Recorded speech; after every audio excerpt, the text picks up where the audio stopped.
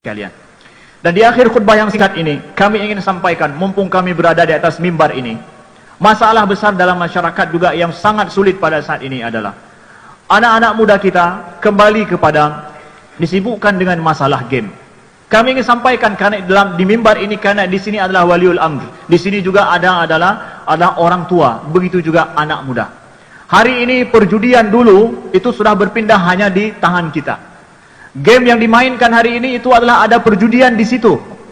Hanya dalam kadang sekali duduk hanya 1 jam, 5 jam, 2 juta, 3 juta hilang uang daripadanya. Hanya apa? Gambling dengan game yang dia main. Cukup hanya sekedar search, kemudian hanya usap saja, kemudian nanti kemungkinan akan dapat uang. Beli chip, setelah beli chip kemudian Anda bisa gambling, bisa main judi. Hanya dengan sekedar satu tangan saja yang bergerak, Anda kemungkinan akan untung.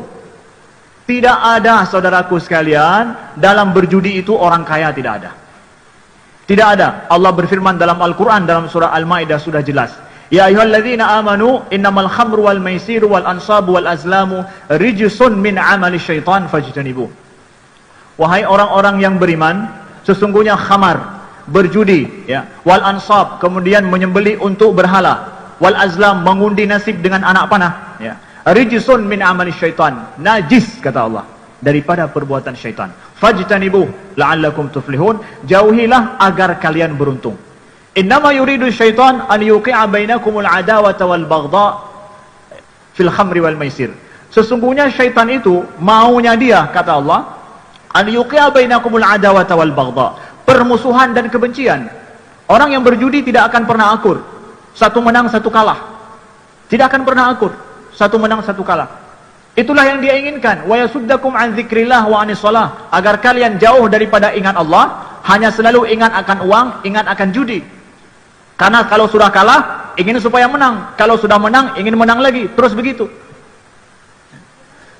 Ada sebuah studi di Inggris pada tahun 2006. Didapatkan bahwa yang pemain judi ini itu adalah kemungkinan dua. Yang pertama adalah pendidikannya rendah. Yang kedua adalah masalah penyakit jiwa. Kalau pendidikannya tinggi, ada masalah penyakit jiwa. Dan direkomendasikan apa? Bagi yang main judi supaya bisa lepas daripada judi, berpikir secara rasional. Itu saja. Pikir secara rasional. Bahwa sesungguhnya kita punya anak, nafkah untuk anak kita nggak bisa dengan diharapkan daripada judi, saudaraku sekalian. Dan kalau sudah maniak judi, Anda tidak akan terlepas daripada kerugian. Siap untuk menggadaikan apa yang ada, bahkan rumah, sertifikat rumah siap untuk digadaikan demi hanya menginginkan keuntungan yang lebih besar. Maka sebelum terjadi ini, saudaraku sekalian, jangan menolong, jangan membantu perjudian ini ada di tempat kita. Untuk yang membuka kedai kopi, kafe, sesungguhnya Anda kalau menjual chip itu adalah haram hukumnya, tidak halal. Pendapatan daripada chip game yang di situ orang akan berjudi, atau bahkan game secara umum bagi anak-anak kita pada hari ini. Game pada anak kita menjadikan mereka rusak mental mereka, kemudian rusak karakter mereka. Kata-kata kotor di dalam game itu, kemudian maaf ada pornografi dalam game itu. Tidaklah itu menjadi halal pendapatan kita di situ. Anak kita bermain bukan seperti kita main catur. Dulu kita main catur mungkin hanya sekitar 15 menit karena penat, setelah itu tinggalkan. Walaupun demikian para ulama ada yang tidak menghalalkan main catur. Kenapa? Lalai. Hari ini anak-anak main game, nggak ada main game 15 menit. Tetapi dia akan main game berjam-jam dan hari-harinya dengan itu. Lebih naas lagi, mereka tidak tidur malam. Karena pada tengah malam ada poin yang lebih besar. Mereka akan terus begitu.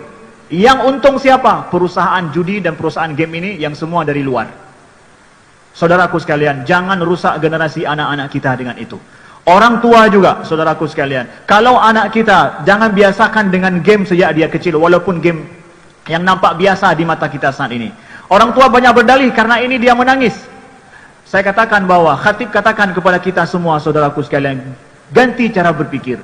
Lebih merdu suara tangisan anak kita yang kecil karena minta HP, daripada nanti kita akan menangis gara-gara rusak mentalnya, dan rusak tingkah lakunya, dan juga rusak masa depannya.